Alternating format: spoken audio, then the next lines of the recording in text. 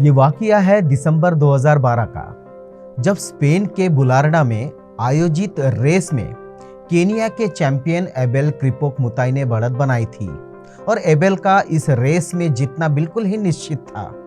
लेकिन गलती से यह सोचकर कि उसने फिनिश लाइन पार कर ली है, मुताई ने फिनिश से लगभग 10 मीटर पहले अपने आप को रोक लिया। उनके सभी प्रतियोगी उनके पीछे थे।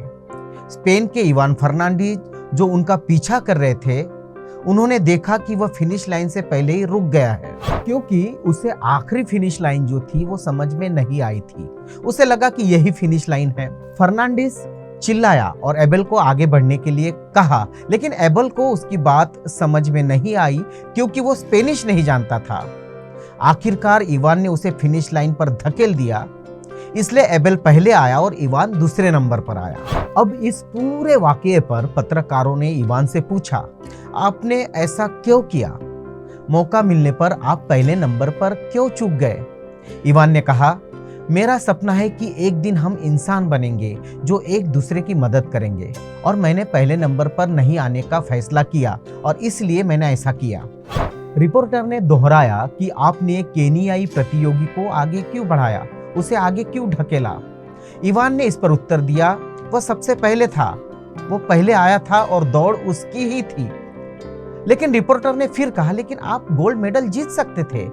इवान ने कहा, इसे जीतने का क्या मतलब था? मेरा पदक क्या सम्मानित होता? और हाँ, मेरी माँ क्या कहती, जिसने मुझे अच्छे संस्कार दिए। ये जो संस्कार है पीढ़ी दर पीढ़ी आते हैं।